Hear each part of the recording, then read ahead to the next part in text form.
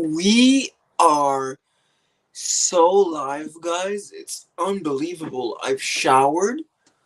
I've put some money in the bank. Some cash translated into credit. I have my bottle of water here, and it's time to do what I do best, and it's read. Let's do this.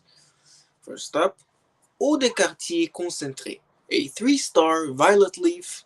Locaterin writes, the concentrate feels like one of those black and white photographs still taken in parts of the Middle East as I write, where the photographer, using a watercolor brush, adds red, adds red to the lips and cheeks and brown to the eyes and hair.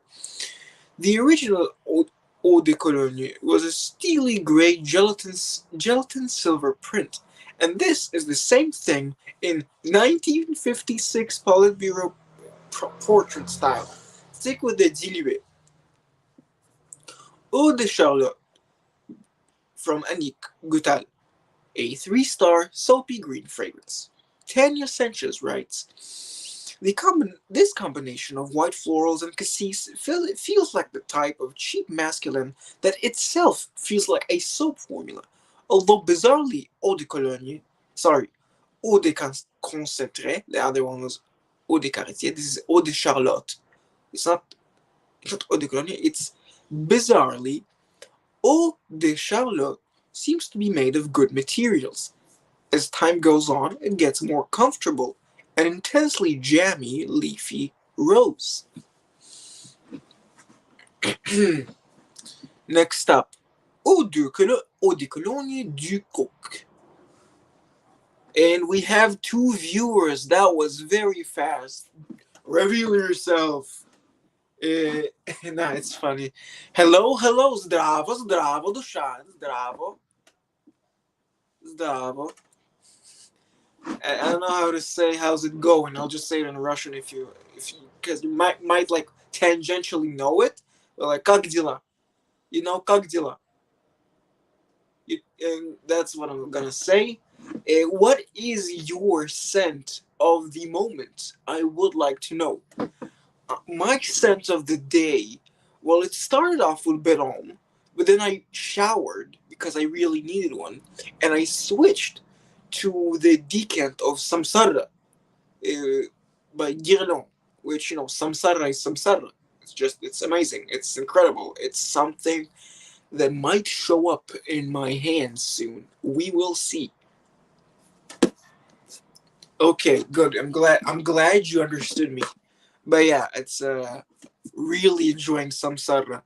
I wouldn't say it's my favorite release, but it is the release like from the Guerlain like samples that I have. It's the one that I would like to have a bottle of. And scent of the night, Aventus. Aventus. You know, people like it, and that's fine. It's just you already know it is not for me. Anyway, I am currently reading Chypre Palatin. Of course, why would it not be Chypre Palatin? But yeah. Eau de Cologne du Coq by Guerlain, a 4-star lavender cologne. A good cologne with a drop of Jiki in it. Look at Turin. Next up, Eau de Cologne Imperial by Guerlain, 4 stars, a lime cologne. A good cologne with lime and lime flower notes. Look at Turin.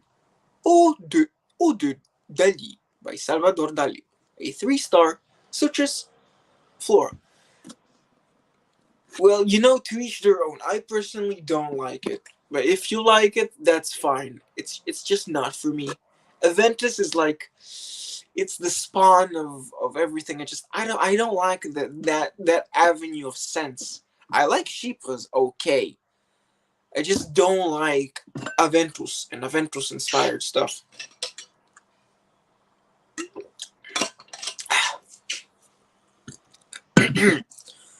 Deceptively simple, fresh floral that strikes an interesting balance between mouth-wateringly acid citrus top notes and a discreet, sweet floral heart with animalic undertones. Not bad, and a plausible masculine. Look at her in. Eau de Fcuck by Fcuck, or FCUK, as in sounds like fuck. Yeah, it's a subjective thing at the end of the day. I'm not knocking you for liking Aventus. Anyway, it's a spicy, woody fragrance that Tanya Sanchez rates 2 stars.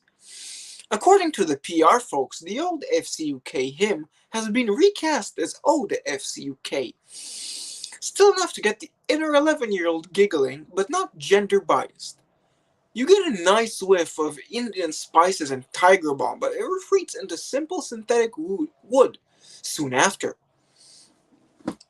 Eau de Fleur, Eau de Fleur de Cédrat by Guerlain, a 4-star fresh citrus. The citron citrus medica, or cedra, the citron citrus medica, or cedra in French, is a big, funny-looking lemon with inch-thick white stuff between the rind and the small fruit in the center. The eau smells great, fresh, and concise. Look at it. Oh, okay, sure, it's okay.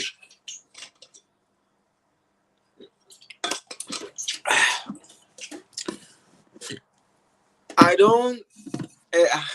I'm not in that good contact with Mitch. Like, I have his email address, but I am not that close to Rich Mitch, where I am in a texting.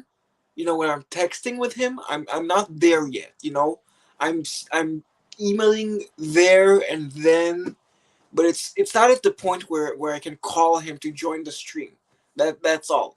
If he finds it by himself, that's all great. But I'm not gonna force him to go on stream. And if I email him, who knows? It's gonna be like 4 hours between when I send it and when he sees it. Dushan.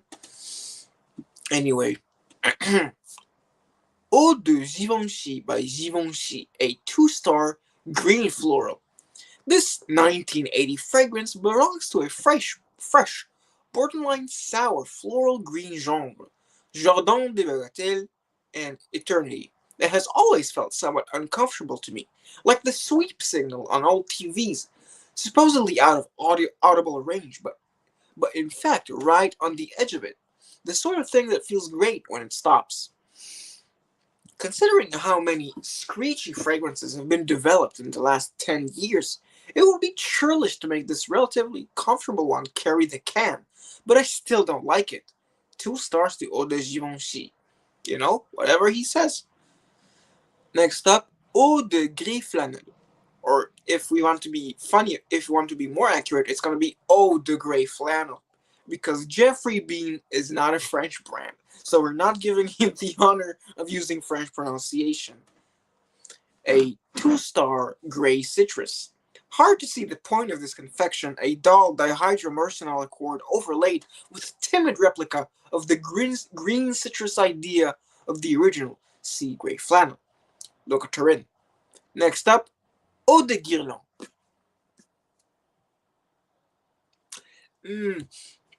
The best one, I wouldn't know. Knowing my taste, I'd say the best fragrance would either be one of their feminine releases, which I have not smelled, maybe Satis, maybe that one, but I'm not sure because I have not smelled it, or Eau de Givenchy, because I really like those, those Eau Sauvage and very neroli based fragrances, those borderline eau de cologne scents. I really enjoy them. They're so good to me, and I don't know why. Anyway, Eau de Guerlain by Guerlain gets five stars. God damn, 5 stars from the goat to Eau de Guerlain, a citrus verbena scent. Eau de Guerlain is to citrus what the mandolin, with its doubled up strings, is to a guitar. It is as if, by some arcane miracle of perfumery, the ivory and green notes of citron and verbena have been made to sing in a harmony with a jaunty lemon bergamot tune, exactly a major third on either side. giving the whole thing a ravishing, nostalgic timbre. Even more miraculous, Eau de Guerlain has a coherent, fresh dry down that completely transcends the cologne genre. If you want citrus, there's simply nothing better out there. High praise from the man himself on Eau de Guerlain. I will have to get my nose on Eau de Guerlain. If that's what he says, Eau de Guerlain is. I really need to try it. Next up, Eau de Jade by Armani Privé. 2 stars, expensive cologne. Silly name, silly price. Armani Privé does a cologne, probably the biggest waste of money this side of Lillebos Fleur d'Oranger 27. Fleur d'Oranger, fucker. Yo, he did not just roast Lillebos like that, bro. I'm I'm I'm not laughing like out loud at the moment, but that tickled me pink right there. Fucking this side of Lillebos Fleur d'Oranger 27.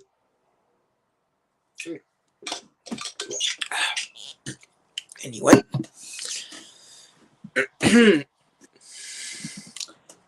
L'eau de l'artisan by l'artisan parfumeur. 2 star lemon verbena. If you love Eau de Guerlain but want to pay more while getting a harsher, lower quality fragrance, this one is for you. God damn, bro, he's already dead. Why you gotta do him like that, bro? L'eau de l'artisan, god damn. It got insane, bro. Call World Star on this shit, bro. Anyway, Eau de Levant by Annick Goutal. A 2 star clove lavender. Sorry, a 3 star clove lavender. What do you do to show off a good lavender? Goutal decided that a little vanilla, a little bergamot, a little spice would give it depth without changing its essential character. It works and lasts longer on skin than expected. Tanya Sanchez. Next up, Eau de Lierre from Diptyque. 1 star watered gin. Wan leafy green for the fun of putting on perfume without the fun of smelling it. From Tanya Sanchez, yeah. Next up, Eau de Monsieur by Annick Goutal. A 4 star citrus mossy fragrance. A handsome, rich masculine with the comfortable feeling of natural materials, the crispness of citrus, a mossy chypre background, all made interesting by a touch of the fascinating caramel curry note of Immortel. 5 years after trying it here, Goutal took it much further in her brilliant sables. Yo, what's up, John? Give me your scent of the day, or just like whatever you're wearing, or what did you decide to wear today if you haven't sprayed anything on? Excuse me. But yeah, what have you decided to wear, if anything, if you haven't worn anything yet?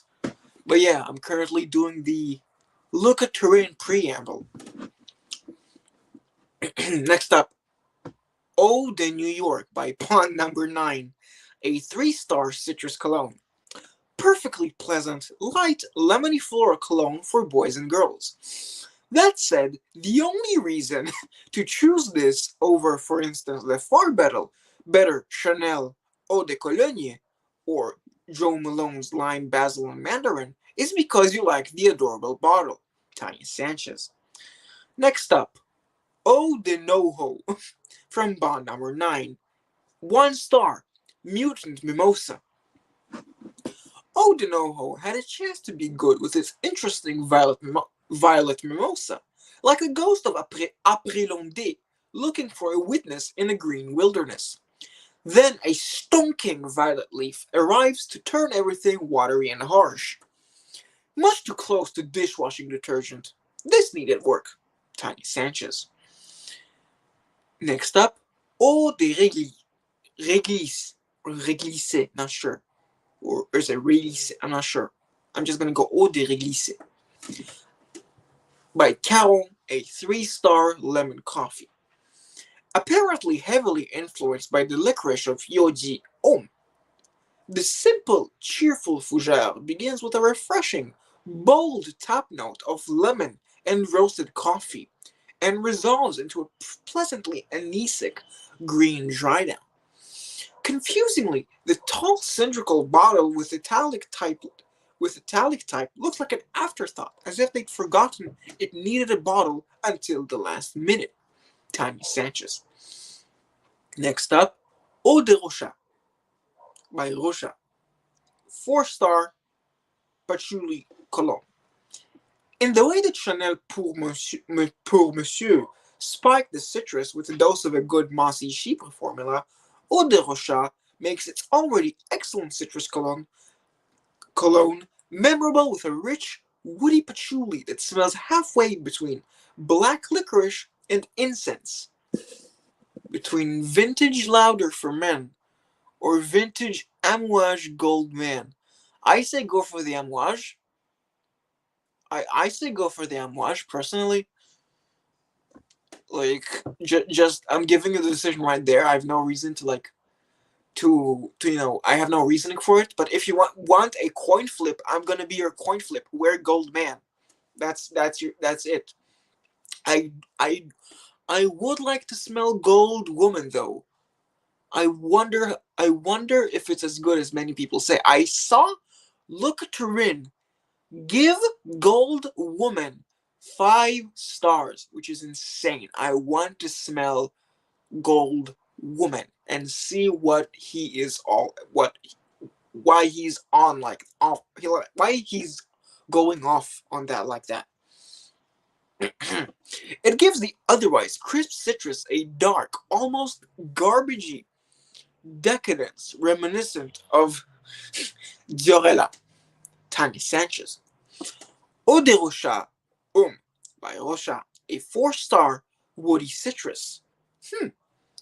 A surprisingly zingy fresh citrus, distinguished by a clever note of myrrh in the dry down, which adds an odd lemony resinous note of its own. And we have a vote for Duchenne of Goldman as well. See, you're outnumbered here by 2-1 on Goldman against undecided. So no reason, just go ahead and wear Goldman.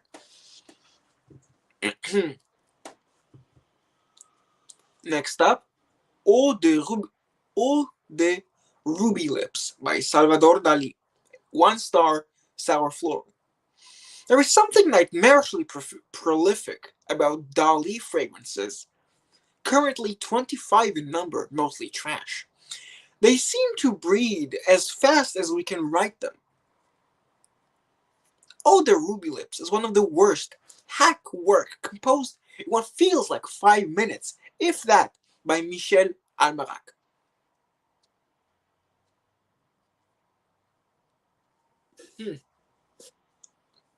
I mean that, and I also want to smell Jubilation 25 for women because I heard it's kind of a Mitsuko deal. But yeah, just really want to smell it. I mean, most of the old Amouage I would like to smell. Anyway, next up, Eau de Merveille by Hermes, a 3-star salty orange. Eau de Merveille is based on an idea, in quotation marks, of ambergris reconstituted by mixing other materials. Why not get the real thing? That was in parentheses. It is a polite, slightly confused, muted fragrance with a pleasant orange start and a complex, salty dry down that feels like several fragrances at once. A similar salient effect was already achieved more forcefully and interestingly in Diptyque's Virgilio years ago. Look at her. Eau de Star by Thierry Mugler. A 4-star minty oriental. Toothpaste Angel. Great. Look at her in. Wow. 4 stars on that? That's insane. Bro just says toothpaste angel. Great. Sometimes, like, he writes these huge paragraphs on 4-star and 5-star things, and other times he just goes toothpaste angel. Great. This man cracks me up. Eau de Verre by Miller Harris. 2 stars. Flat green. Water of green? Never make puns in a language you don't speak well. Somewhat confused and decisive herbaceous soapy affair. Not very pleasant. Look at her in. Eau d'Adrien by Goutal. A 3-star woody lemon. Goutal's steady bestseller from 1981, which in private moments I like to call Yo, Yo, Adrian, Adrian, Rocky, Adrian. Sorry, sorry. I had to do it. I had to do it. Adrian. Anyway, it's in the eau de cologne style, but even more subdued than usual, going from a pleasant, cool lemon to nearly imperceptible, smooth woods with a basil tone. Deliberately understated, a good choice for anti-perfume types. European Union restrictions on citrus oils threaten to put the kibosh on this one, so stay tuned. Night out fragrances. I mean, to me, it's just like I don't differentiate between night out and that. It's just like whatever pops into my head at that moment is what I'm wearing. Like, I can wear fresh stuff at night, I can wear warm stuff at day. It does not matter to me. Next up, Eau d'Hermès. Wow, this one. 4 stars. Animalic cologne. The devil, it is said, grants your wishes. In this case, the widespread one for a simple but classy cologne for men. Eau d'Hermès takes a straightforward citrus and lavender motif and enriches it with plenty of lush, complex, silk and woody notes and a fat dollop of animalic civet. It smells unquestionably great, but feels a bit like modern luxury cars that insist on passé accents of burl walnut to signify old-fashioned luxury. One can only applaud the quality of the materials, but the overall effect has a monogrammed slippers feel to it. This fragrance should be avoided by middle-aged men unless they habitually wear striped shirts with a contrasting white collar. Look at her in.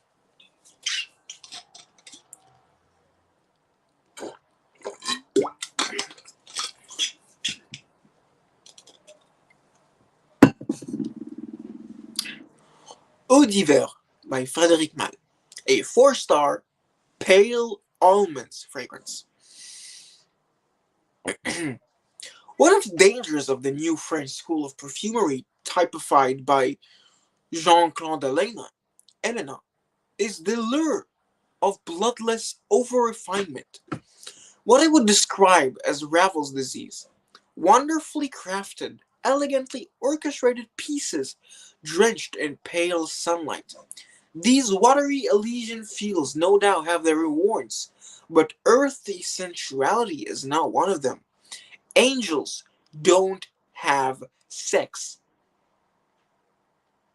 This being said, there is one fragrance raw material that just begs for this treatment, and that is the mimosa note of heliotropin. I have no idea how Elena has managed, how Elena has managed to circumvent restrictions on the use of this material in the European Union, but the result is stunning.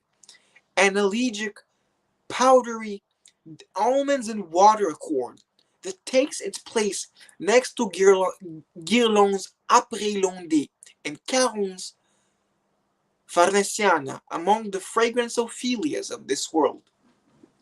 Look at Turin. Next up, my mother's fragrance for a long time, though not anymore, L'Odyssée by Issey Miyake.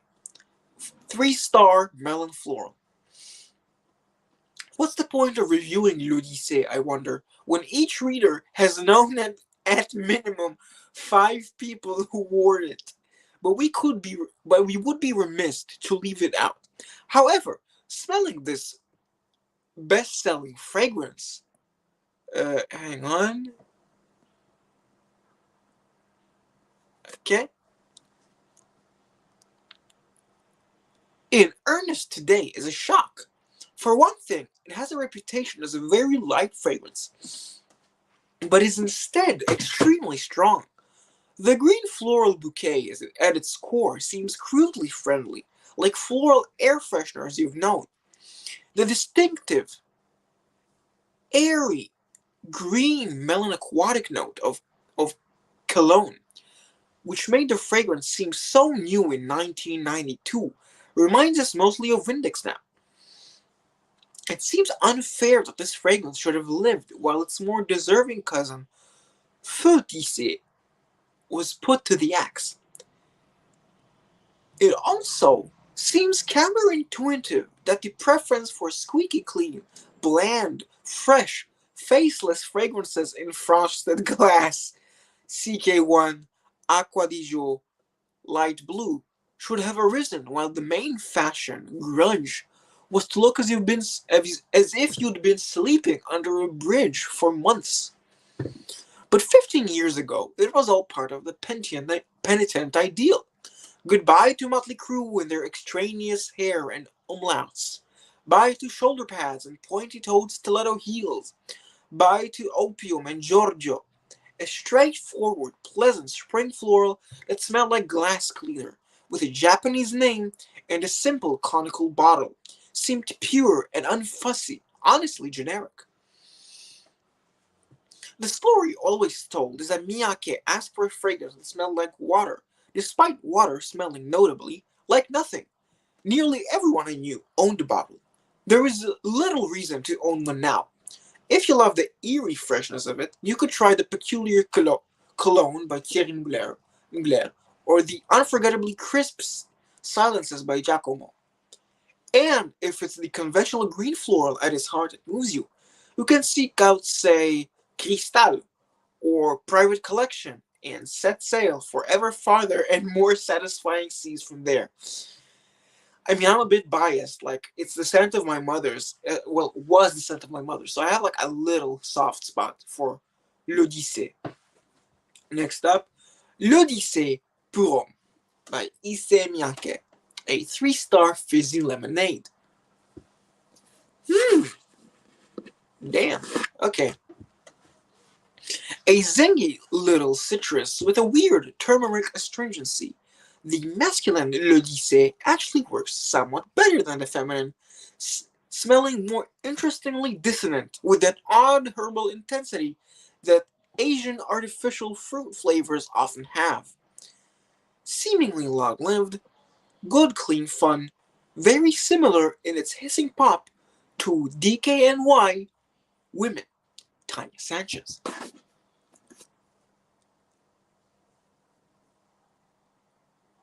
I mean, yeah, absolutely. Like, a lot of these things I just have never heard of. Like, the amount of fragrances, like, that aren't even, like, that are before the letter A alphabetically, like, all the numbers and stuff, just had me shook. Like, what the fuck? There are that many? Insane.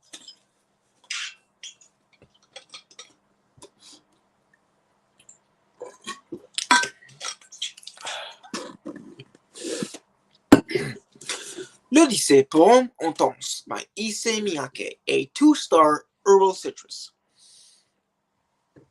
In more proof that there is no logic to fragrance names, the intense version is in fact weaker smelling than the original, with a licorice vetiver background that gives it a nudge in an aromatic fougere direction. Though far from as good as the best of its kind, it could have been much worse. Tanya Sanchez. Eau d'Italie by Eau d'Italie, a 3-star milky metallic fragrance. Not really a perfume, more of a smell. This is the first appearance, 2004, of an eerie, quiet little idea that Bertrand Ducheffaut worked out more fully in the limited edition Florabella from 2005 for Lalique. Instead of the citrus cologne you expect from eau de something or other, Eau d'Italie pairs metallic water-smelling materials and pale milky woods, giving a sad, wistful odor like baby's breath. Tanya Sanchez. Eau d'Orange Vert by Hermes. 4 stars. Good cologne. Good cologne. Let me rephrase that. Okay. Packaged to look like a higher dilution of the concentrate, but to my nose, more cologne-like, woodier, and with less lime on top. Good. Look at her in. Eau du Fier. God damn, I mean, good luck on that, bro. Eau du Fier by Annick Goutal. 4 stars. Leathery tea. A Fier is a puffed up, show-off kind of a guy. The perfect type to wear this combination of leathers, leaf, and citrus, because it smells like nothing so much as the interior of a brand new car. Tanya Sanchez. Wow, Duchamp, congratulations! I mean, if you're all leather maniacs, so like, you guys are gonna love that. But again, leather not for me as much. It, in as much as I have smelled, leather is not for me in terms of leather prominent stuff.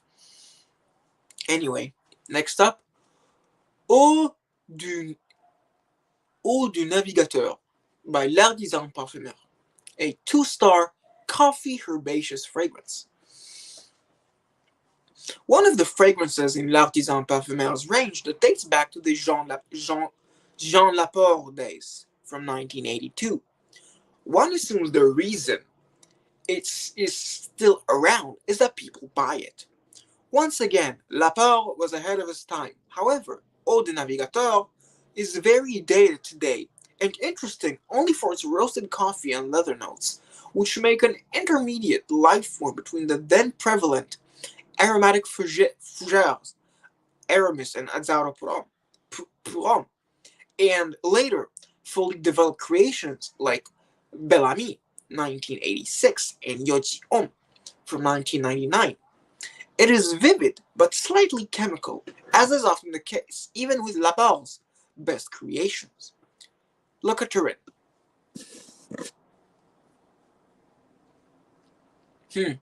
Okay, I'll be looking forward to it when I drive, my vintage, my not vintage, my virtual truck in Euro Truck Simulator 2. Next up, Eau du Soir by Sisley, a 1-star cheap Chypre. Here's how you do Eau du Soir. Take Givenchy 3, remove everything that brings the formula cost above, say, $40 per kilogram, and chuck in a ladleful of a woody amber strong enough to be smelled 3 time zones away. Now that 3 is back, no point in using this. No point in using this 2.7. Wow. Look at Turin. That's savage, bro. Calling this 2.7. Oh my god. L'Eau du Sud. Annick Goutal. A 3-star basil cologne. I prefer L'Eau du Sud to Goutal's bestseller Eau d'Adrien, with more herb and less lemon. It feels weightier, with a handsome, sleek, soapy texture, like a slippery object underwater you can't seem to get a grip on. Tanya Sanchez.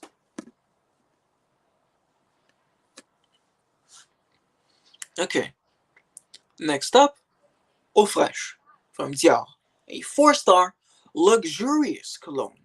By the way, hello to our 3rd viewer. It is fine if you remain anonymous, but I would like to know who you are and what is your scent of the day, if you don't mind me asking. Colognes have something in common with dry martinis, in that the search for dryness and distinction cannot take you farther afield than the basic structure will allow. All you're given to play with are the proportions and qualities of the raw materials. To get around this, Eau Fraîche uses a trick common to Chanel's pour Monsieur and Monsieur de Givenchy, i.e., adding a touch of a beautifully balanced chypre to a zingy cologne formula. It's as if lemons fresh off the boat from Sicily suddenly started speaking with a languid 16th arrondissement accent. Weird word. Au noir, 4-star, everlasting flower. Damn. Generally, when perfumes come in twos or threes, only one really works, and Dior's three colognes are no exception. They are all competent and luxurious, but only Eau Noire, composed by Francis Courkjan, stops you in your tracks. Eau Noire is the first fragrance since Annie Goutal's Amazing Sables to make overt use of Helichrysum immortelle, an odd fenugreek-like smell halfway between curry and burnt sugar. The difficulty with immortelle is that it tends to take over the party with its big contralto voice. Goutal had said it in an oriental constant, but Kurkjan takes a different track and goes for lavender. This fits nicely with a mental picture of sun-roasted garrigue, where both smells frequently coexist. Natural, warm, and comfortable. This is a very good neoclassical fragrance and much more than a cologne. Okay. I mean, I use Instagram, but only to talk with friends and like post like personal stuff. I don't really use it as a video platform, and like I don't use it to consume content. I use it to create content, just announce when my content is live, or just like share my life and catch up with my friends. I don't use it to watch strangers, if that makes sense. L'eau par Kenzo Poufin by Kenzo. Watermelon floral, 2 stars. Watermelon flavor. Women want to smell like this? Tanya Sanchez. L'eau par Kenzo Puom by Kenzo. A 2-star citrus smoothie. In 1996, when L'eau par Kenzo was released, the fashion for watery fragrance was still going strong. While pleasantly green and competently put together, it is still a grievous yawn. Tanya Sanchez. Eau parfumée au thé blanc by Bulgari, a 3-star aldehydic tea. Jacques Cavalier messes with Jean-Claude Elena's original thé vert idea to keep the transparency while adding some brilliance. Not bad in that particular fade to white style, but a bit like chalk on blackboard. Look at her in Eau parfumée au thé rouge by Bulgari. 2-star sweet tea. Bulgari is pushing the line of eau parfumée au thé X, where X is any pale color for all it's worth. Thé rouge is really not very good at all. Sweet and cloying like low-grade tea with milk in a roadside diner. Look at it. Eau parfumée au thé vert by Bulgari. 4-star floral tea. In 1993, along with L'Odyssée a year earlier, this fragrance most perfectly captured the groundswell of dislike for the marching band monster fragrances of the 80s. It was also the fragrance that put Jean-Claude Elena on the map, and deservedly so. Whereas L'Odyssée was merely a huge floral with a ton of cologne added, this is a truly original, novel perfumery form, at once vivid and pale, a sort of CK1 for grown-ups. It was designed for people who hate fragrance, and having smelled it on a phalanx of starved women pushing strollers around Chelsea, I find it hard to love. Very impressive, nevertheless. Look at Turin.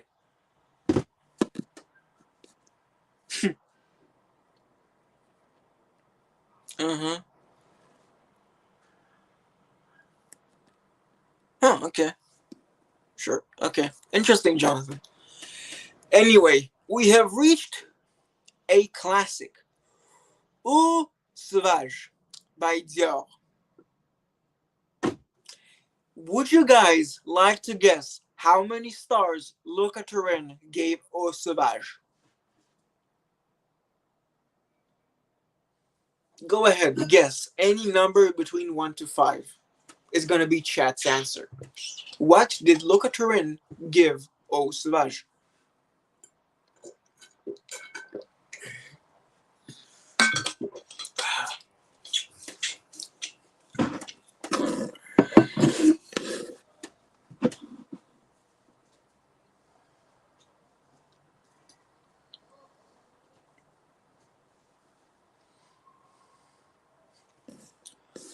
So Dushan says 4. I regret to inform you you're incorrect. Eau Sauvage by Dior. Dior. 5 stars. Citrus floral. I always forget how good this darn thing is. Part of the reason I don't wear it is that it reminds me of my youth. Also, it is a touch louder than I feel comfortable with. Eau Sauvage broadcasts itself quite far by being written in an intrinsically legible type, a sort of garamond of smell. Great perfumers played with the cologne idea the way Prokofiev used 18th century structure in his first symphony.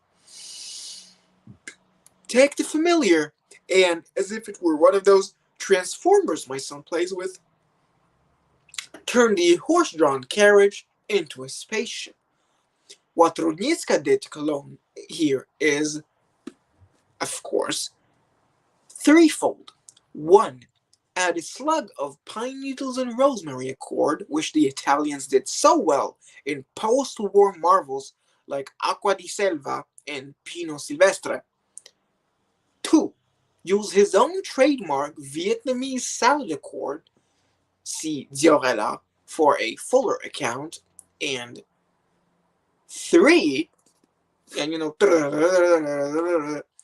famously be the first to lubricate the whole thing with hedione, a floral material that can wet the driest lips.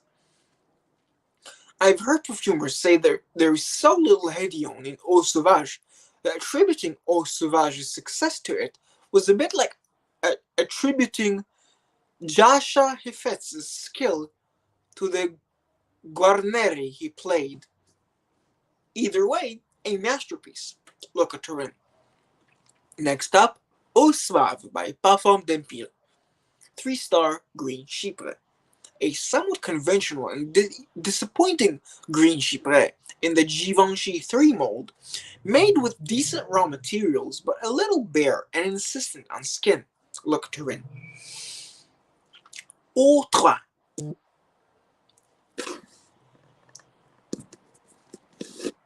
I mean, I'm not big on symphonies. I don't know. I like more like what fuck, what was his name? Fuck, what was his name? It's not Debussy. It's Satie, Eric Satie. I like what Eric Satie did, like with the Gymnopédie, Nombre 1. That one is great, wonderful. I love it so much. Anyway, Eau Trois by Diptyque. 3 stars, frank incense. Frankincense has a great smell, which is why it's been used since forever. Eau Trois is mostly frankincense and smells great. Echo by Davidoff, a 1-star woody citrus. To borrow John Redwood's description of his political friend William Hague, a perfume made for a train-spotting non-entity with a surface gloss of management theory. Look at Turin. Echo Woman by Davidoff. 1-star, screechy floral. Deeply uninteresting El Cheapo bright rose. Look at her in. Éclat d'arpège. Long vent, a 2-star peachy amber. Belongs to an extremely synthetic subset of fruity amber fragrances. Costume National's scent is another that projects a bland, artificial warmth. Appealing, radiant, sweet, and repulsive warm vinyl in exact balance, but not very interesting. Tanya Sanchez. I don't know, not for me. I don't really like the smoky thing when it happens. I don't know, it's not for me. I don't like smoke. Éclat de jasmin. Mhm.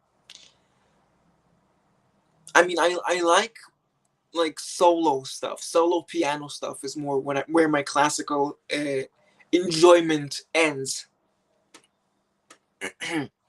Éclat de jasmin, Armani Privé, Armani Privé, whatever. 2-star, expensive floral. They say that when someone has been starving for a long period, you should reintroduce her to food gradually for fear of killing her. The Privé collection may be a testimony to an analogous phenomenon among perfumers.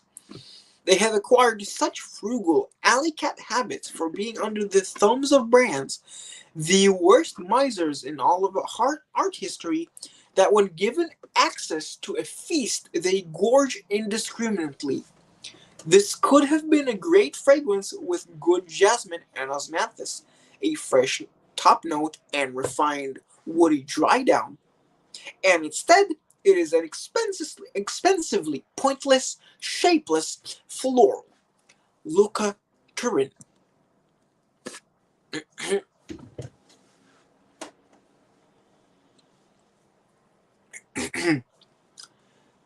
Écume, or is it écume? Not sure. Écume. I mean, there's no accent, so it's going to be Écume de Rose by Parfum de Rosan. 3-star Cassis Immortel. The dusty, spicy smell of Immortel gives this watery, green, fruity rose a strange seaside air of sand and dry brush. The name means pink foam. The more recent, marvelous Missoni Aqua is a clearer, more striking version of this idea. Tanya Sanchez. Eden by Cacharel. 4-star, Sweet Garden. Patchouli is just not for me, man. It irks me. It disturbs me. I don't like patchouli. Like the patchouli done in the La Douleur Exquise is okay. I like it. It doesn't hurt me, but it's because it's hidden in the rose patchouli build, and it is softened enough to where I don't mind the patchouli that much. But if the patchouli is like the hero ingredient, I do not like it. It's not for me at all. Especially the wet, earthy patchouli. That irks me. Anyway, Eden by Cacharel, 4-star, sweet green. I wrote this long ago. A rare instance of finely tuned coherence between the celadon colored packaging and the opalescent green smell. Love it or hate it, Eden is one of the most distinctive perfumes in recent years, with an extraordinary raspy suave, peculiarly stagnant start, little or no evolution in time, and tremendous tenacity. Owning it makes perfect sense, but wearing it is another matter. Eden is undoubtedly a brilliant, cerebral exercise in perfumery, but who wants to smell like wet cashmere? Ah, Eden. Perfume journalists are still talking about the 1994 launch, which took place in some sort of aircraft hangar near Paris and involved a large artificial island surrounded by water, covered in real jungle and populated by naked adolescents of both sexes. I tell you more, but I wasn't there. 11 years later, I walk into my local pharmacy looking for plastic atomizer bottles and caught an unmistakable whiff of Edna in the air.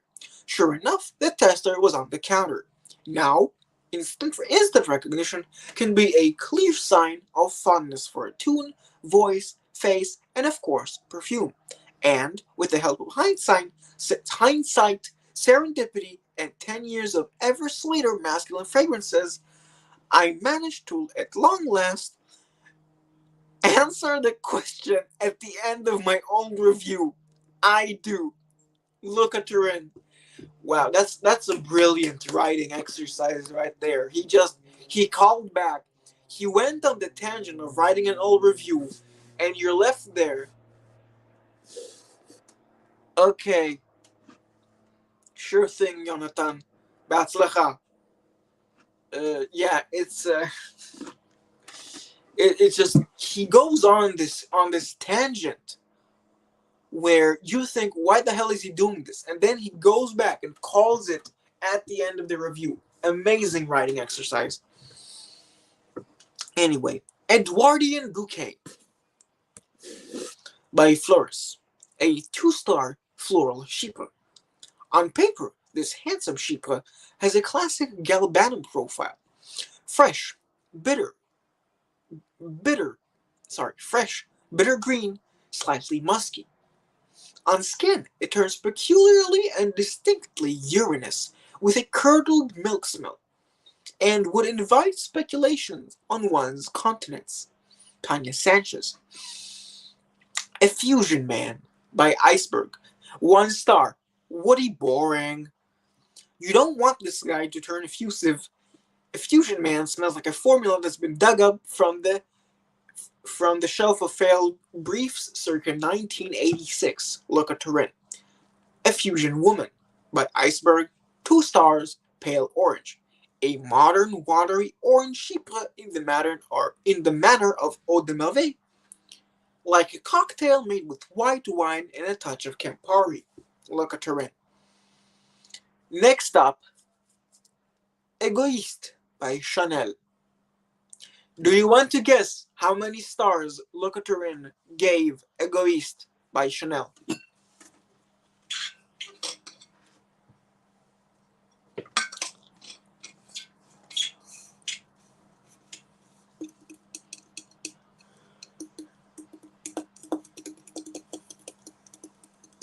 What the hell am I doing with my life? 4. I regret to inform you, Deshan, that you are correct. He gave Egoiste 4 stars. Egoiste by Chanel. 4 stars, candied fruit. I remembered Egoiste as a beautiful but slightly watery pastel confection of candied fruits and low-key woods, and this one surprised me. I've never smelled Bras Noir, from which Egoiste was derived, but I suspect this is closer to the original. This is now the most Guerlain-like of all the Chanels, full of thyme, lavender, and another herbe de Provence, a sort of jicky spiked with Antaeus and rounded off with Bois d'Isy in the dry down. A perfect alternative to Mouchoir de Monsieur, sprightlier and less dandified. Go easy when wearing it though, this is strong stuff. Look at her. Egoiste Platinum by Chanel. Do you want to guess how many stars Le Couturier gave Platinum Egoiste?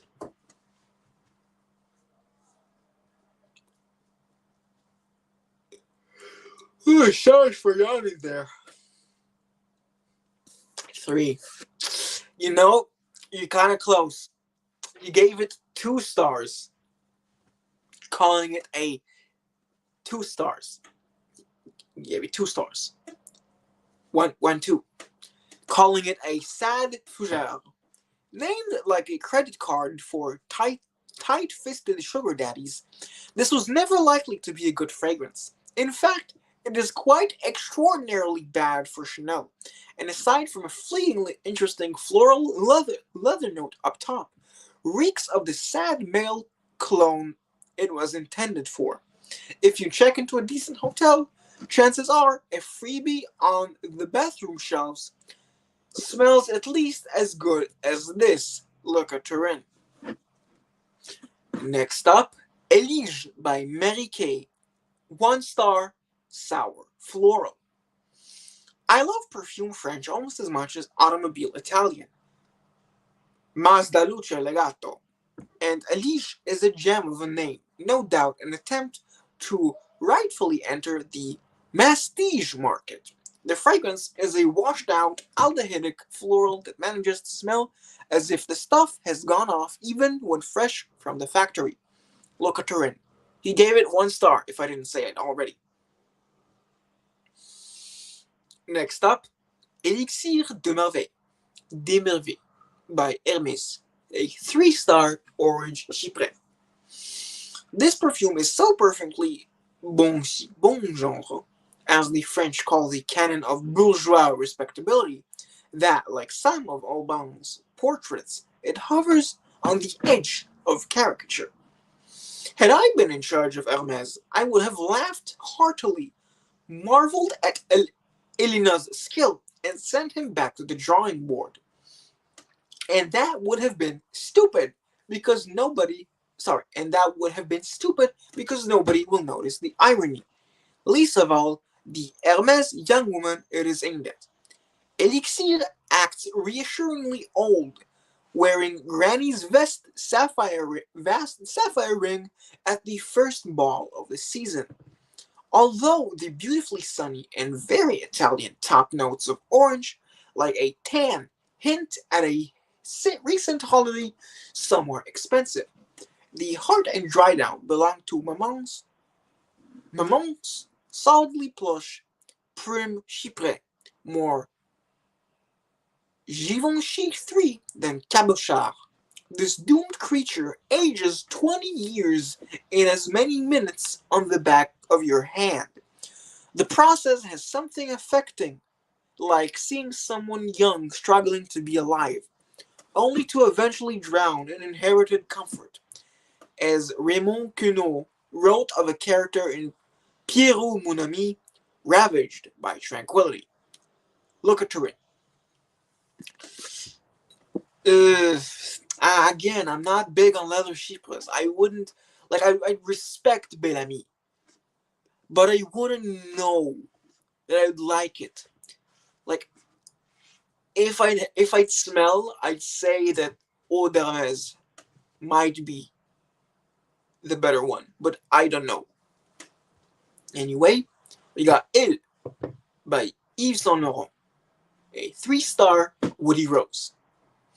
If imitation is the sincerest form of flattery, Bertrand Duchafou and Mark Buxton must be delighted that all their ideas about transparent woody florals are gradually finding their way into the mainstream, albeit cheapened and brightened by the necessity of appealing to a young audience the big firms clearly reckon to be made up of morons. Il is 1 part miracle, 1 part Comme des Garçons, and 2 parts Narciso Rodriguez. The most original thing about it is that Jacques Cavalier found a way to sneak in the bread milk note that made Fautissé so good and so strange. Not unpleasant, but a bit of a mishmash. Look at Turin. Éloge du traître by État libre d'Orange, a 4 star aromatic fougere. Antoine Maisondieu has a Prokofiev-like talent for taking a known structure and giving it a quarter-turn twist in a completely unexpected, generally upward direction, while making sure that the result is perfectly crafted. While making sure the result is perfectly crafted. This fougere is his classical symphony. Yes, we've been there before, and yes, it uses conventional forces, but be honest, does it not instantly turn your blood to sparkling Shiraz? Look at Turin. Emerald by Coty. Dushan, do you want to guess how he rated Emerald by Coty? Give a guess. Any guess?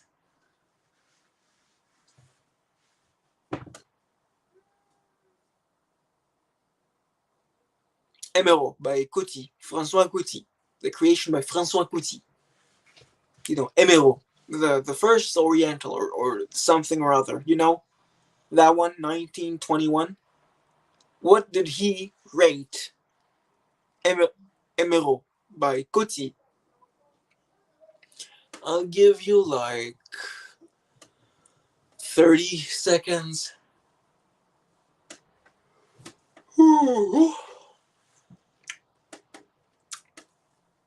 But please, do tell.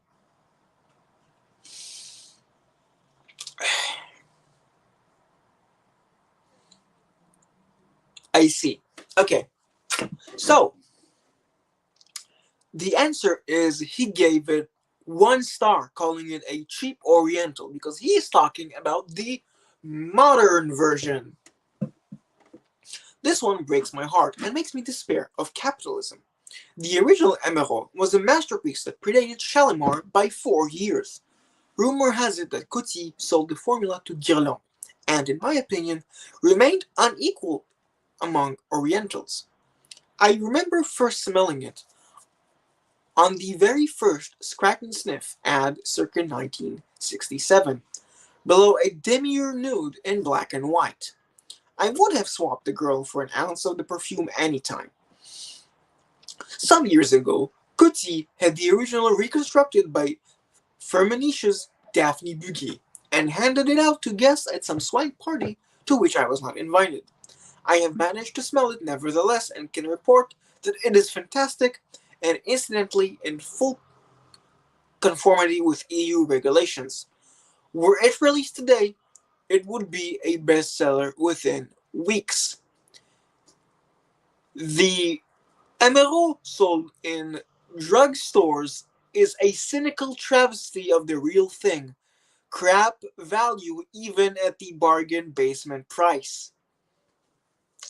Yo, we got a news in the house. How are you, my man?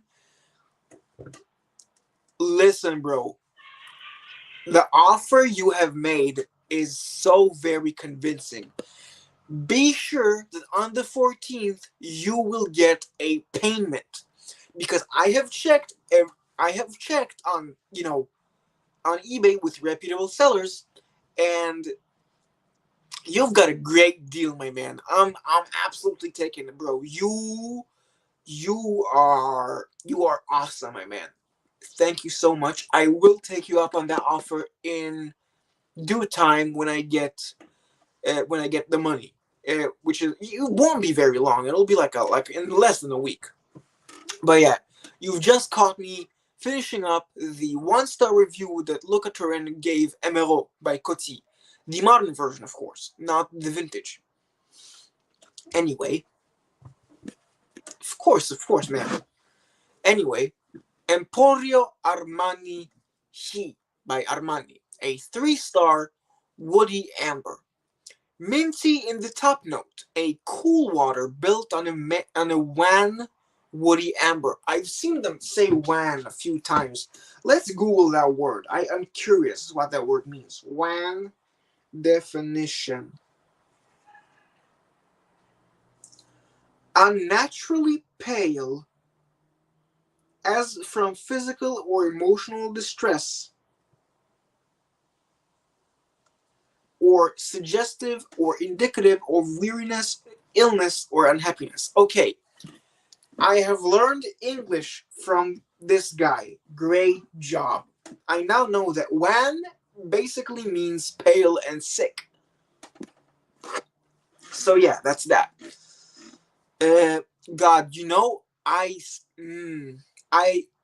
don't know Devin, but the only thing I know is that it competes with my name in live stream chats, and that makes me angry. I'm Dev. You're not Dev, Devin. You're Devin, not Dev.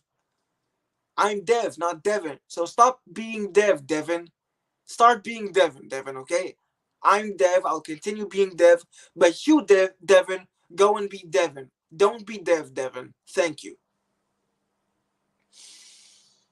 Emporio Armani, She by Armani, a 3-star woody peony. A fresh white floral plus powdery woods and something like almond milk. Like Dream Angels Heavenly. Basically, a nice laundry smell. Tiny Sanchez. Next up, uh, sorry, I think it's, yeah, it is, it's, well, I like Descendre. I don't like it as much as the other two releases, but I do like Descendre. So I might enjoy Devin. However, I don't feel too encouraged or keen to go out and get it. That's all I will say about it. Wow, we're getting a lot of viewers now. Thank you. Next up, Avion by Caron, a 2-star anisic floral. Unlike Guerlain's equally aviation-themed Vol de Nuit, which had all the daring of a dessert card, Avion truly was an adventurous fragrance. Its particular combination of orange blossom and anise made for a wild, airy sweetness, and its leather amber base has always been as dry as the wood smoke. Reformulation has changed its proportions in favor of the floral. A big lemony rose now seizes all the attention, as out of place as a fussy lace Dickey would have been on Amelia Earhart. Caron has traded beauty for normality. Tanya Sanchez. Next up, En Poussant by Frédéric Malle. A 3-star lilac heliotrope. Though this is a perfect example of Olivia Jacobetti's tendency in florals to a pallid, cold complexion, the perfume equivalent of a consumptive gothic heroine in need of a corset loosening, En Passant, nevertheless, is a fine white-on-white painting, beginning in lilacs and ending in a chilly little heliotrope that implies that what you have perceived in passing was a person wearing après lundi. Tanya Sanchez. Next up, En Sons du Bois by Miller Harris.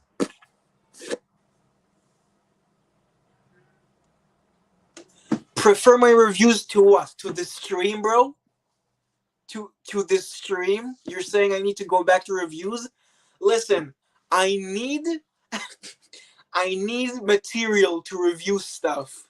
So like at the moment I don't have any new material. I'm waiting for the Pasha stuff and then I will do reviews.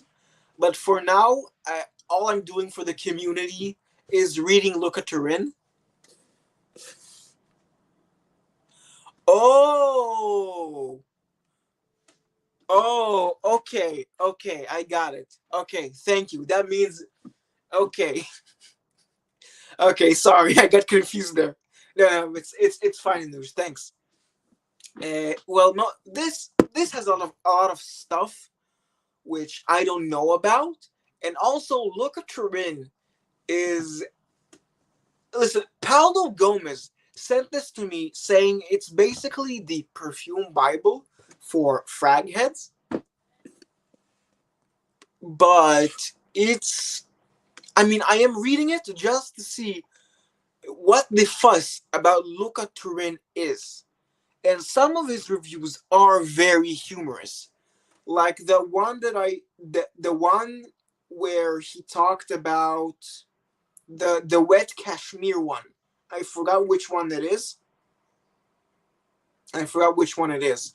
But that review was very, very, very well done in writing form, which I did enjoy. And some of this stuff does make me crack up.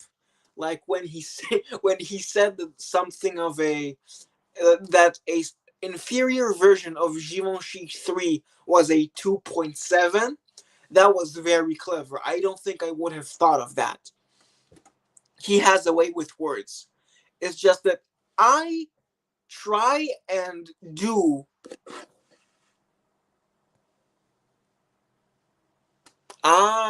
Okay. Some of his description, like being verbose for the sake of being verbose. I mean, I personally like his reviews, and yeah, he does come across very pompous in his reviews, which I think is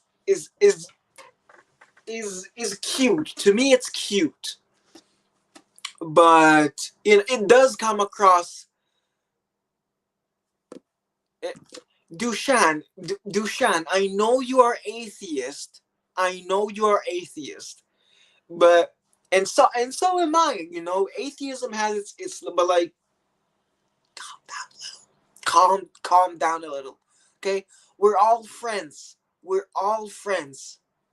You know, the Bible, sure, it may be full of lies, but it helps people be happy. Okay, let's let everyone do their thing as long as they don't hurt other people. Okay, telling a Christian that their book is full of lies is is very bad. Okay, it's very it's offensive. It's offensive. Okay, I'm not saying you're gonna get arrested for it, Dushan, and I'm not here to like educate you. It's just that, in my opinion, I don't want to hurt people because they find solace in something that may not necessarily be fact because it is unfalsifiable. Do you see where I'm getting? Like, I'm sorry that I got like that I'm saying this, and I don't mean you any ill will when I'm saying this. I just wanted to tell you what I personally think about it, and that's all really. That is all. Okay. Whew, now that I've gotten that out of the way, and please don't take it to heart. I'm attacking the argument as is, not you as a person. You as a person are great, Dushan. We love your we love your rhymes, and we love your peculiarities. It's it's just that I don't. Uh, okay, yes, I know. Well, did I know? I don't think I knew. But now that I know, okay, all water under the bridge. Okay, that's all. Let's move on. I'm not making this a drama stream. This is a stream where I'm doing my thing. So with that, you know what? We got like 3 viewers here. Bob is still here. You. Okay, it's fine. It's fine. It's fine.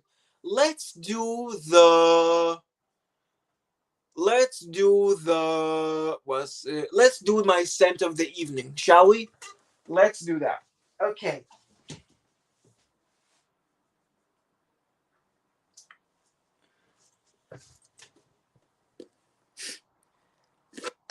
My God. Wow. Okay. Anyway, let's do my scent of the evening. And also, hello, Bob. Do tell me, do tell me what you are wearing. Same with Anuj, if you have not told me it already. I would like to know if you're wearing anything other than La Douleur Exquise, Anuj. So yeah, Bob, Anuj, tell me what you're wearing. And now we're going to do the section that I'll just say the part where I will just tell me what you're contemplating on wearing. No frigates today. Those could be days. Anyway, our first option is the Play-Doh Honey Monster of the Givenchy Gentleman Eau de Toilette. That's gonna be our first candidate. As always, our other candidates come from the bag of blind picks. Our second candidate is Jiki. That's gonna be our second candidate, Jiki. Our third candidate.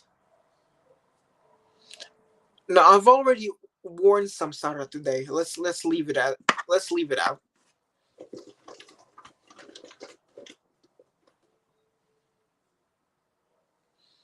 No, let's sure. Héritage. Héritage is our third candidate. But yeah, and we got our fourth candidate as Vetiver. Sorry. Okay, sorry. We have. No, wait, we don't. Okay, so our fourth candidate is Jordan de Bagatelle. Okay, so we already have a vote from Manouche, Héritage. Let's go over the candidates again, one by one, so you guys will know that there are other options. We got the vintage mini of Givenchy Eau de Toilette. Okay, we got Jordan de Bagatelle, we got Jiki from Guerlain, and we got Héritage. We know that Anouge has voted for Héritage because it's in all caps. I had to say it loudly, and that's great. Okay, so we got a vote for Jiki from Bob. Dushan, is that you saying you're voting for Héritage, or are you just saying that Héritage just sounds beautiful? If it's not your vote, what is your vote?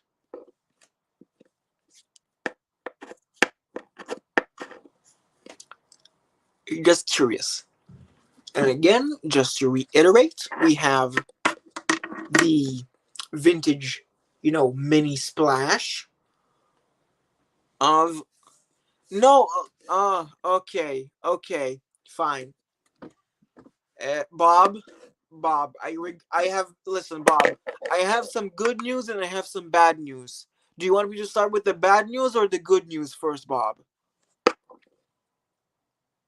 I'm waiting for your answer, Bob. Do you want the good news or the bad news first? Should get to something else.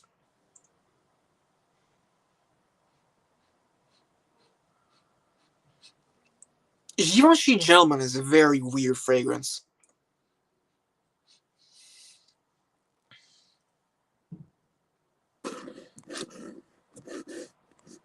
Well, no, I'm talking to Bob. Bob has to decide, okay? Bob here is the man of the hour, okay? Because he was the one who voted differently. This concerns him. But fine. Let's just say that Bob agrees with Dushan.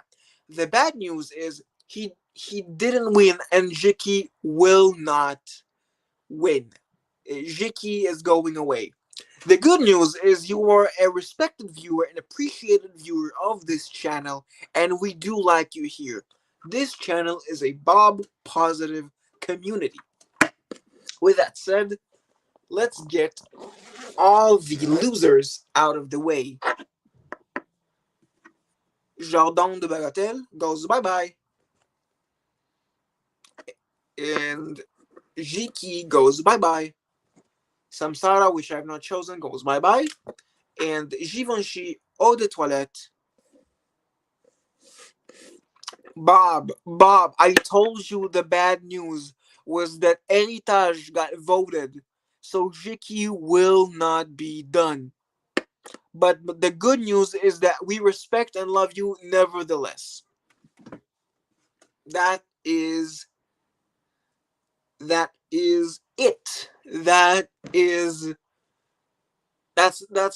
the way the cookie crumbles, unfortunately. Let's put away the really cute bottle, I must say, of ooh. Wait. I want to get my face done in a funky manner. Ooh. Ooh. Okay, I'm done with the funny jokes. We're putting away the bottle. Okay. We're doing Héritage. on the arms because I want my bed sense to be something completely different.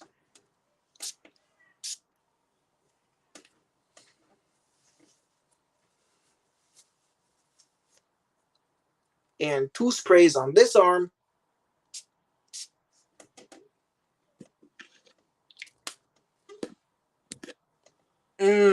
Okay. Well, what can I say? I'm an inspirational figure.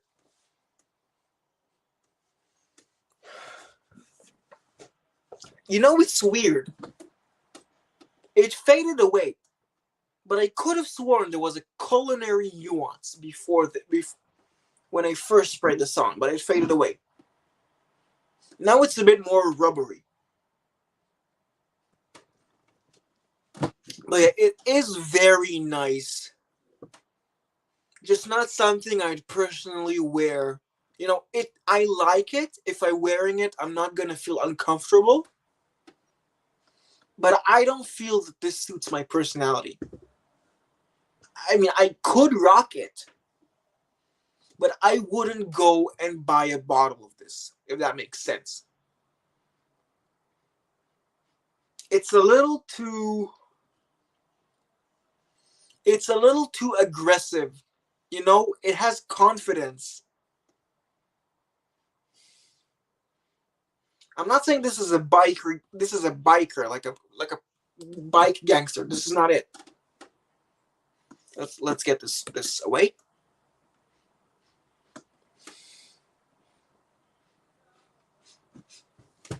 This smells.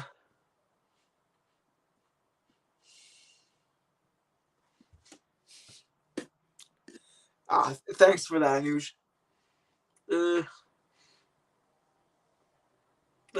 Should I say? I mean, honestly, it does smell like a barber shop at night. Like this person got a fresh cut, and now he's going to dinner with his wife.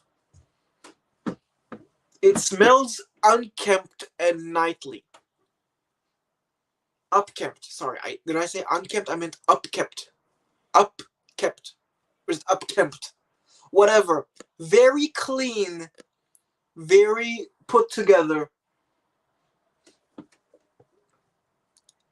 This is not an after shower smell per se, but this smells like a night flanker of an aromatic fougere, which is kind of funny because amber fougères are basically, in very big quotations, a soir or a nuit flanker or a black flanker to the genre of aromatic fougères, which is very funny. Anyway, let's. Okay. By the way, thanks for the compliment, Anush. I do appreciate it, and it does feel like I'm noticeably younger than most of the Fragcom members, which isn't it's not an insult, or it's just an observation which I have made. So yeah, Heritage. Yeah, I have mixed feelings about it. It is very unlike me. You know, this is a very man's man, masculine thing, and I see why Ramsey likes this. It is not as outright, in your face, kicks your ass, pissy, animalic, what have you. It is a it is a more posh version. It is more in the Rich Mitch vein of masculine than the Ramsey vein of masculine. However, while I am a man, as can clearly be seen and discerned, I am not the most masculine guy. I mean, the long hair doesn't mean it doesn't mean that it's not masculine, because a lot of masculine men have long hair. But how should I say it? Uh, mm, I mean, I'm I don't like, the a lot of displays of masculine thing. Like, man, it's really hard for me to phrase this, but let's just say I don't manifest my masculinity as conventionally perceived by society. It is more the hipster, the beret wearing, turtleneck version, the poet in Paris with the very long cigarette holder. That's what I'm talking about. That's the sort of that's the sort of masculinity that I have. It's not the posh, masculine, manly man kind of way. It's the posh, uh, you know. I hate using the word, so I'm not gonna use the M word, which is used with Jerome. It's not that. It's not that. But it is okay. Let's say that there's a scale where one end, which is this end, is no discernible masculinity at all, and the other end, which is around here, is let's just call them this the Hell's Angels side, where you're all man, zero woman.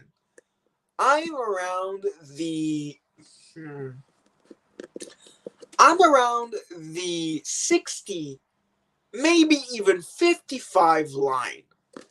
I'm masculine enough to where people can say he's a man, but I'm not masculine enough, as perceived by society, to be called a masculine man, if that makes sense.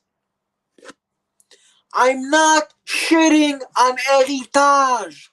Oh my god, Bob. I'm not shitting on heritage. I'm saying it's. When did I say that this is a bad fragrance? I'm saying that this is not for me. I don't jive with it in terms of my personality. If I was to wear this just because, I wouldn't object to it. I like the smell. You know, I like to smell it. It's good smelling, okay? It's a thumbs up for me. It's just not a I'm wearing this every day of my life. Capiche? Bob, don't snitch on me. You're here? Bro, if Rich or Ramsey hear about this, I'm dead, bro. My career is ruined. There will be zero free bottles. Zero free bottles. What the hell is this, bro? No, see, it doesn't smell. It it it does not smell that bathroom clean. There is a warmth that makes me think of warm tinted lights, more akin to this orange than a white fluorescent light. There is that sort of thing. It's not candlelight, but it is this sort of orangey warm light. That's the feeling that I get. This is the hue, the filter of this is the filter that the the barbershop fougere has gone through. That's the feeling that Heritage has. Well, it is a gentlemanly handsomeness, but it differs in, like I said, I talked about Azzaro Purom. It's like if you took a fragrance in the vein of Azzaro Purom and tinted it in this light of orange. Not that you made it, smell of orange. It's just that if it's as if you have put your screen on on night shift mode, where it slightly, makes your screen more orange and it dampens the white. That's the feeling. There's a damping of brightness here. It's more oriented towards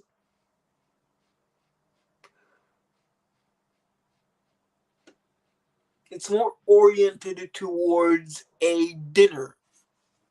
It doesn't feel to me like a 12 o'clock fragrance.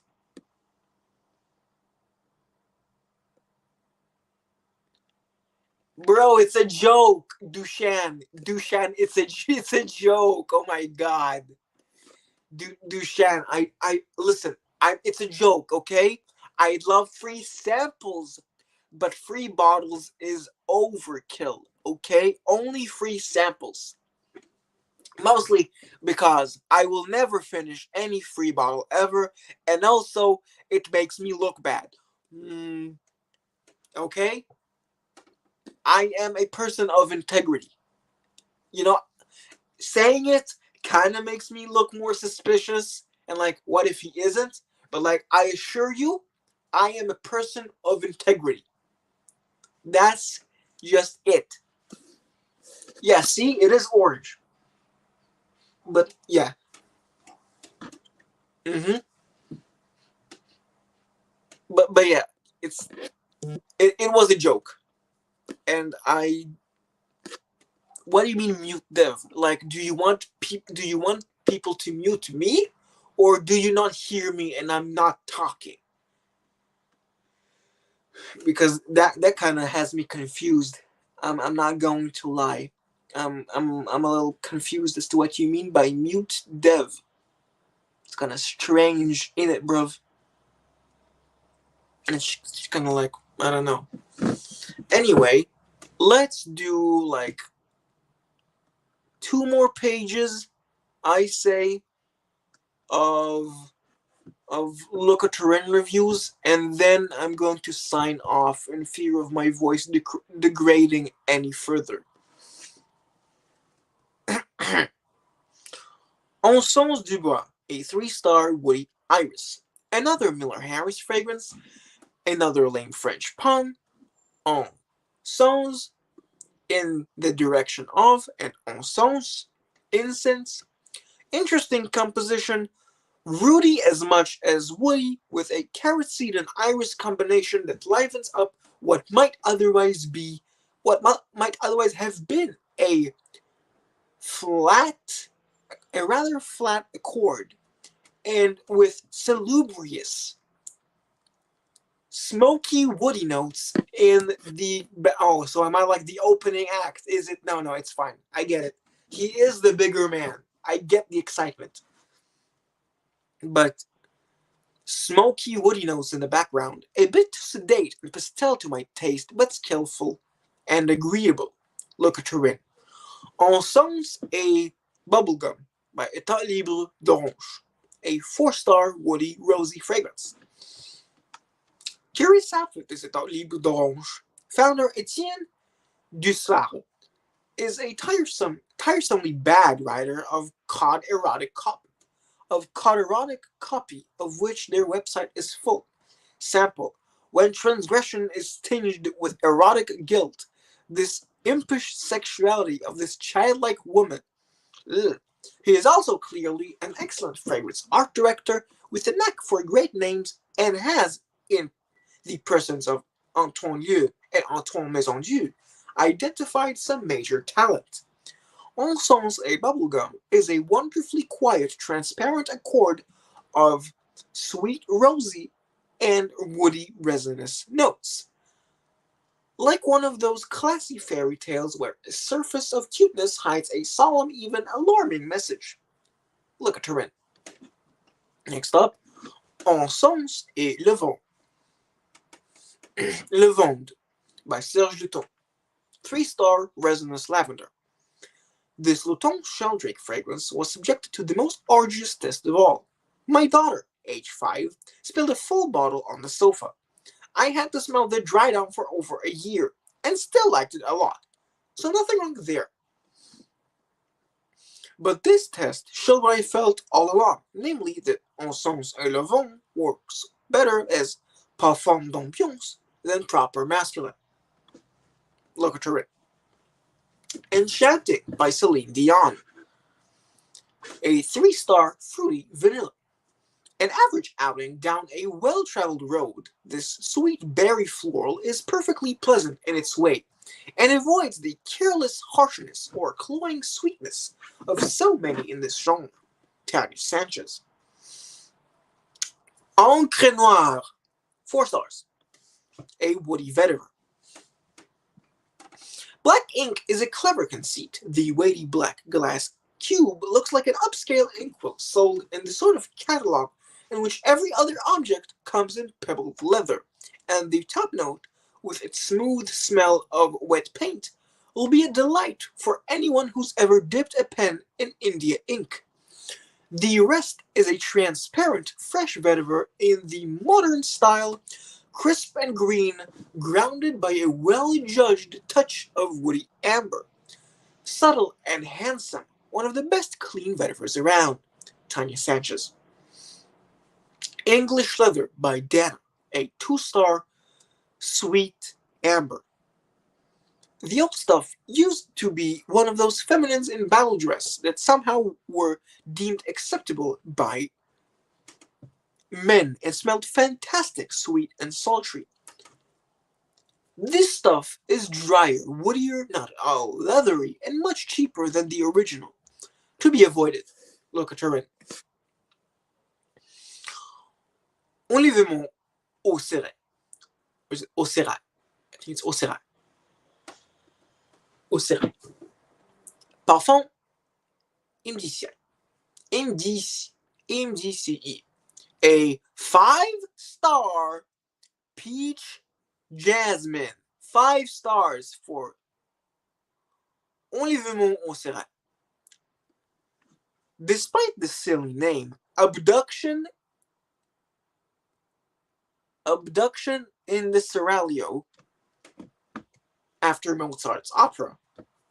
I love this fragrance and sprayed it several times while writing this review to rewind it to the beginning and see the title sequence again, for it is stunning.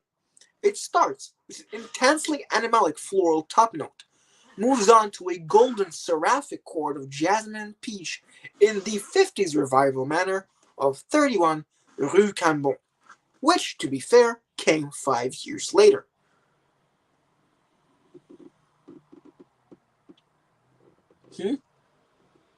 Okay.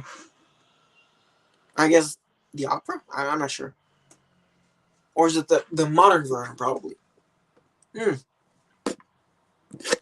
Okay, I'll take your word on that, Dushan. And gradually settles to a classical, well-poised voice with a hint of a spicy, woody rasp.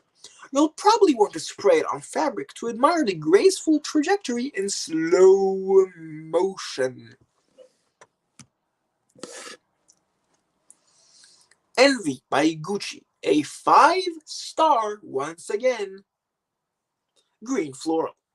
Maurice Roussel has a knack for putting together perfumes that feel haunted by the ghostly presence of a woman. Lyra was a compact, husky-voiced Parisien. Tocade was a tanned, free-as-air Amazon. These have another Roussel hallmark, the spontaneity of the unpolished gem. When subjected to the full grind of the marketing department, Roussel's style can be cramped and tends toward brilliant pastiches of classical fragrances. 24 Faubourg, L'Instant, On se lance. Envy is, to my knowledge, the only time when the balance between Roussel's magic and the real world gave rise to a work that, like a diamond, needed both heat and pressure to form. My recollection is that Envy was a panel tested again and again, while Roussel adjusted it until it outperformed Pleasures. Then at the top of its arc of fame, Pleasures a perfume, then at the top of its arc of fame. It is amusing to think that such a comparison between apples and pears could be expected to be meaningful. However, it did constrain the woman inside Envy to be at once seraphic and suburban, complete with a sort of suppressed anger that such a creature would feel at being reincarnated as a florist in eastern New Jersey. Look at Turin.